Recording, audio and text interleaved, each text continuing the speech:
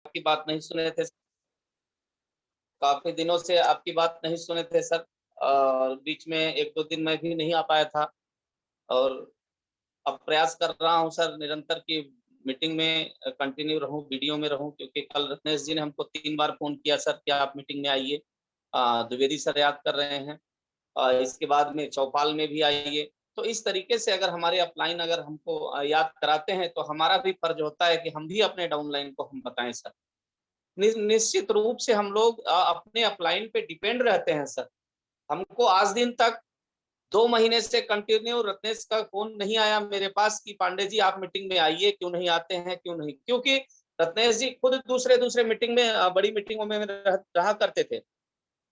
अब जब हम यहाँ आने के बाद में कल मेरे को लगा कि नहीं, बिल्कुल निरंतर रत्नेश जी प्रयास कर रहे हैं, तो हमको आना चाहिए मीटिंग में। और वीडियो में आने के लिए बोले सर, तो वीडियो में मैं आया, मीटिंग किया सर, बहुत अच्छा लगा। सर मैं प्रॉपर अपनी 10 मिनट की स्टोरी रखूँगा सर, जिसमें 10 मिनट के अंतर में अरे लगभग थोड़ा-सा है। 6 मिनट की स्टोरी उसमें रत्नेश जी की भी शामिल रहेगी सर। हम प्रॉपर सिंगरौली से के रहने वाले हैं सर। अब मैं 2 भाई 2 बहन हैं। हमारे बड़े भाई साहब एडवोकेट हैं और एक दीदी हमारी बहन जो है हैदराबाद में हैं। दूसरी दीदी जो है गवर्नमेंट टीचर, जीजा दीदी दोनों छत्तीसगढ़ में हैं। सबसे छोटा मैं हूँ सर, किसान परिवार से। मेरे पिताजी नॉर्मल किसान हैं सर, लगभग 50 एकड़ के काश्तकार हैं पिताजी। सर मैं जब छोटे से बात करूँ सर, जिस समय मैं पढ़ाई करता था, तो मेरे यहाँ सबसे छोटा मैं था। दुलारा भी था सर, लेकिन जब पढ़ने को बोलते थे, तो हमारे भैया बोलते थे, "ठीक है, कोई बात नहीं, अगर नहीं पढ़ेगा तो सो जाओ।" फिर उनके बाद वाली दीदी जो हमारी थी, हैदराबाद वाली, वो भी कुछ नहीं करती थी, ठीक है। जब छोटी दीदी जो है हमसे जो टीचर है, वो डाँटती थी सर, कि पढ़ता नहीं है, सोता रहता है, ये है वो। लेकिन मेरे को क्या लगता था सर, निश्चित रूप से मैं बताऊँ सर, कि मेरे पिताजी के पास में 50 एकड़ ज़मीन है सर, तो पढ़ाई-लिखाई क्या करेंगे, पढ़ के आराम से खेती कराएँगे और मौज-मस्ती करेंगे। मेरे को ये नहीं पता था कि खेती-बाड़ी करके आदमी केवल जीवन यापन कर सकता है सर, बाकी और चीज़ें उपलब्ध नहीं कर सकता है, हासिल नहीं कर सकता है। इसके बाद में जब थोड़ा बड़ा हुआ सर, जब 8वीं 10वीं में गया, तो हमारी सोच थी कि अब पढ़ी-लिखी औरत के लड़की के साथ शादी हो जाएगी सर, तो 1-1 लाख रुपए दोनों कमा लेंगे और बैंक में डिपॉज़िट कर देंगे, घर में खाने के लिए खेती-बाड़ी से हो जाएगा, 2 लाख रुपए उससे हम जो है अपना उसके ब्याज के पैसे से सर मैं अपनी जीविकोपार्जन करेंगे। फिर जब थोड़ा-सा आगे गया सर, दीदी की शादी होने लगी, तो मेरे को सामान खरीदने को कहा गया, गया पिताजी के साथ में, तो पता चला कि लाख 2 लाख में तो कुछ होता ही नहीं है। एक 1 से 2 दुकानों में लाख रुपए खत्म हो गया सर। तो मेरे को लगा नहीं, लाख रुपए का ये जो है बेकार है, कम से कम 5 लाख रुपए होना चाहिए। सर आगे बीए पास 12वीं पास करने के बाद बीए में गया मैं, सीधी सीधी भैया के साथ में बीए किया, इसके बाद हैदराबाद चला गया सर, 4 साल मैं किराने का दुकान चलाया हूँ। विप्रो जैसे कंपनी में मैं सॉफ्टवेयर विप्रो कंपनी है सर, उसमें मैं पूरा रिलायंस का एक कंपनी रिलायंस जो है, उसका एक फर्म था ई ऑफिस प्लैनेट, उसमें स्टेशनरी का पूरा डिपार्टमेंट मैं देखता था सर उसका पूरा। उसके बाद में शादी हो गई, शादी के बाद में जब मैं ट्रांसपोर्ट में आया सर, तो ट्रांसपोर्ट में पूना में हमारे प्रकाश पाटिल जी बहुत ही अच्छे हमारे ब्रांच मैनेजर थे सर। एक-एक चीज़ हमको समझाते थे। अगर कन्वेंस में सर ₹5 हम ज़्यादा लगा दिए हैं, तो वो ₹5 हमारा राउंड करके काट देते थे सर। मैं पूछा करता था, सर आप हरियाणा वालों का जो है ₹200 वहीं का लगाते हैं तो आप पास करते हो और हम जो है ₹120 लगाते हैं तो ₹20 आप काट देते हो, ₹100 हमारा पास करते हो। तो उन्होंने कहा कि पांडे जी ऐसा है, तुम हमारे माध्यम से आए हो, पैसा चाहिए तो पैसा ले लिया करो, कन्वेंस में हम बढ़ा के देंगे तो तुम कन्वेंस का पैसा ही एडजस्टमेंट करोगे, डेली उसको गिनोगे और महीने में देखोगे कि 1000 2000 हमारा कन्वेंस का बढ़ गया सर, तो फिर काम नहीं करोगे। निश्चित रूप से वही हुआ सर। सारे लोग जो कन्वेंस में अपना पैसा बढ़ाते थे, वो लोग चले गए, गायब हो गए। लेकिन आज प्रकाश पाटिल जी का देन है जो कि मैं इस बिजनेस में आपके साथ में खड़ा हूं सर। मैं निरंतर 2 बजे रात में आता था अहमदनगर से या सतारा से सर। 4 बजे भोर में हमको बिल्टी पेपर पैसा पैक करके ऑफिस में रख दिया कि करते थे पाटिल साहब की, पांडे जी ये पकड़ के आपको कोल्हापुर जाना है, सोलापुर जाना है सर। मैं 6 बजे की गाड़ी पकड़ के वहां जाता था सर। निरंतर इतनी मेहनत करता था सर कि ठीक है पाटिल साहब हैं तो हम मेहनत करके कुछ सीख लेंगे। इसके बाद में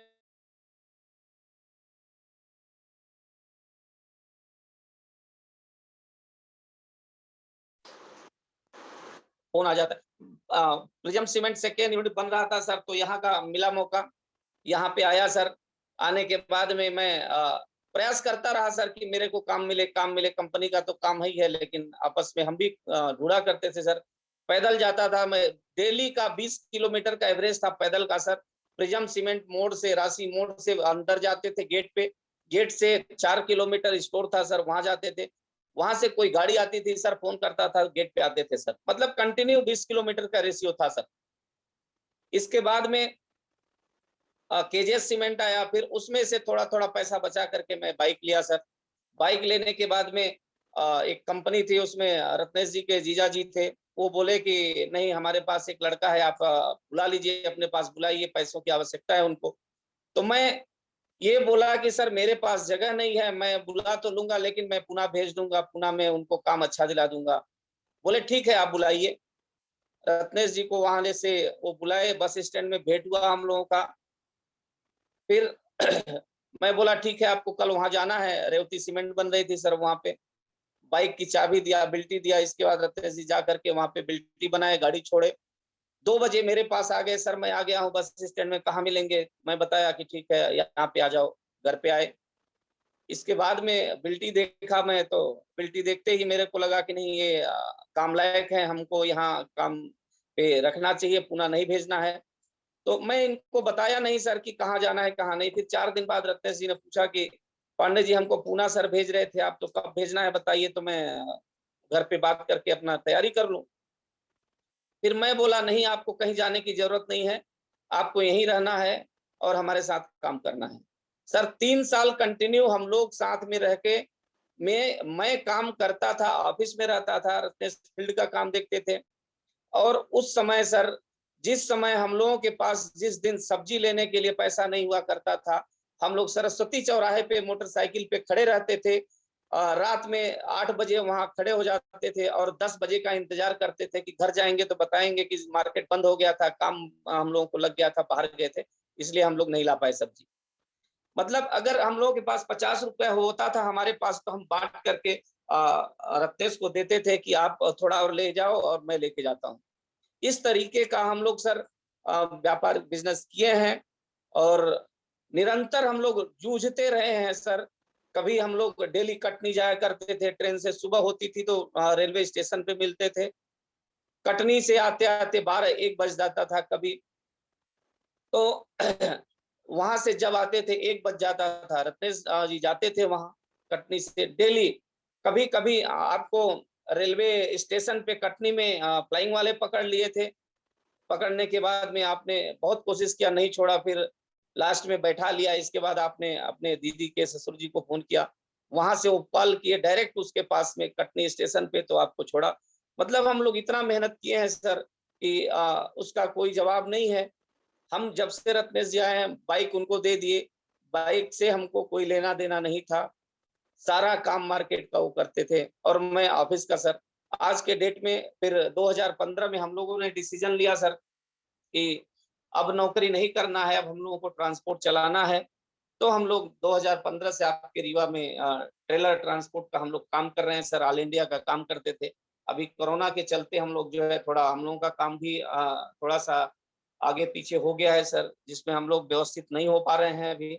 हम लोग अब व्यवस्थित होने का प्रयास कर रहे हैं निरंतर कि हम लोग व्यवस्थित हो जाएं, अपने काम को फिर से हम लोग उसी रूटीन में लाएं, मार्केट में दौड़ करके काम बढ़ाएं सर।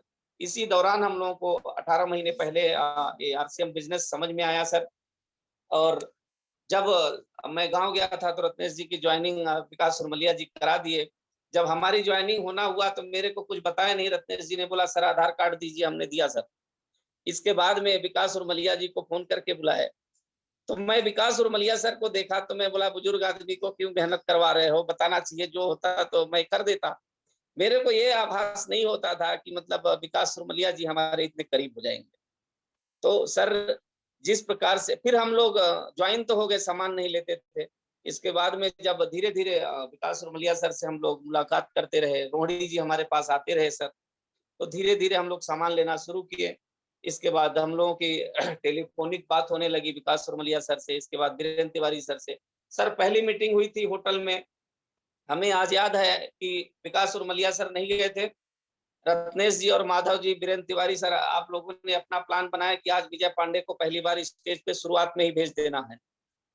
अब जैसे ही मैं बैठा था चुपचाप, अब मेरे को नहीं आइडिया था ये। इसके बाद माधव जी अपना 2-4 शब्द बोले, इसके बाद बोले विजय पांडे जी आएंगे और अपनी बात रखेंगे परिचय के साथ में। सर मैं गया, जिस प्रकार से ये पेन है सर, इस तरीके से हमारा हाथ कांपता था बोलने के लिए। अब क्या बोलना चाहिए क्या नहीं सर, मेरे को आइडिया नहीं था, लेकिन मैं जितना हो सका लगभग 1 मिनट बोला सर। 1 मिनट बोलने के बाद मैं नीचे उतरा तो द्विवेदी सर थे, बोले बहुत बहुत धन्यवाद पांडे जी। तो मेरे को लगा कि नहीं, हो सकता है मैं सही बोला हूँगा सर।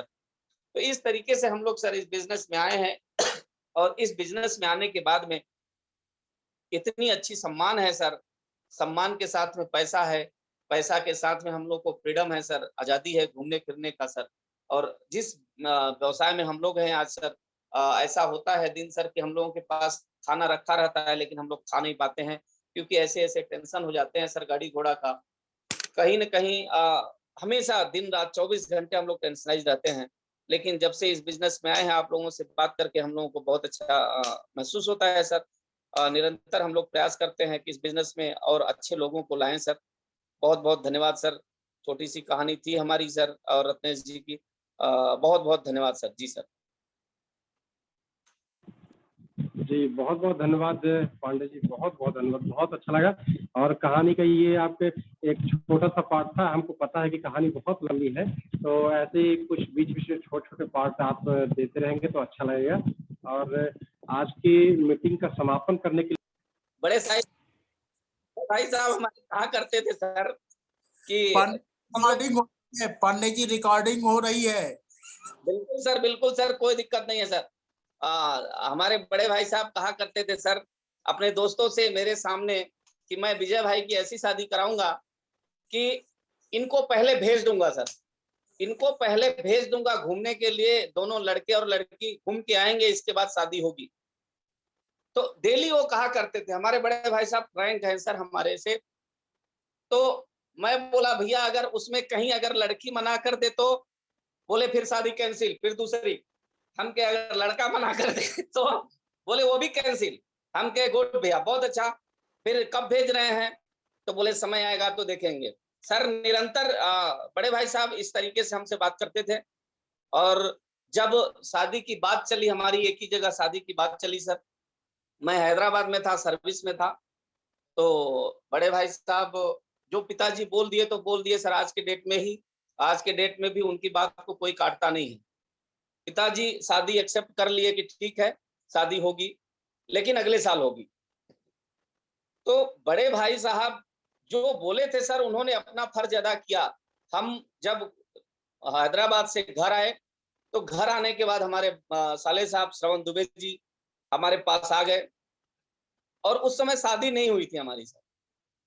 और डेली सुबह होता था तो जीजा जी चलिए घर चलते हैं, लेकिन हम कहते थे देखो भाई अभी हम तो जाएंगे नहीं, हमारी शादी हुई नहीं है। लेकिन एक दिन भाई साहब जो है हमारे, हम लोग बैठन साथ में थे, भैया थे और वो थे श्रवण दुबे जी और मैं। तो लास्ट में हमारे ससुर जी का फोन आया, नहीं लेंगे, फोन आया कि वकील साहब आप जो है नहीं आएंगे आप लोग तो ठीक है, लेकिन हमारे बेटे को तो भेज दीजिए। तो भैया बोले नहीं, हम लोग आएंगे और आज ही आ रहे हैं। सर मैं टी शर्ट में था, टी शर्ट भी ऐसा पहना था, लाल कलर का टी शर्ट आज भी याद है मुझे। और वहां पे गया, भैया से बोला सर भैया शर्ट अच्छा नहीं है, तो बोले खरीद दो। चलो खरीद देता हूँ। फिर मैं बोला नहीं ऐसा नहीं, जो है उसी को पहन के चलते हैं सर। बैढ़न से डायरेक्ट हम लोग चले गए वहां जाने के बाद में बैठे हम लोग। इसके बाद हमारी सासू माँ बोलती हैं कि ये तो लड़का ऐसा ही दिख रहा है, इसके साथ शादी होगी। अपने में आपस में बात की, आज वो बोलती हैं, बताती हैं कि मतलब मेरे को पहले मन में ऐसा आया, लेकिन आज सब लोग हमारे से संतुष्ट हैं सर। बिल्कुल। और भाई साहब जो है वहाँ घुमा फिरा के हमको, हम लोग रात में खाना पीना खाने के बाद में फिर सुबह वहां से आए सर। तो निश्चित रूप से हमारी शादी उसी लड़की से हुई। और ये है कि सर उनमें जो मैं सोचता था कि 1-1 लाख कमा लेंगे, तो अभी 1 लाख वो कमा नहीं पाई हैं। हम तो मान लीजिए 1 लाख कमा लिए हैं। कोशिश कर रहे हैं सर कि वो भी अब जल्दी आरसीएम में आने के बाद लाख नहीं सर, करोड़ रुपए कमाएं। धन्यवाद सर। बहुत धन्यवाद।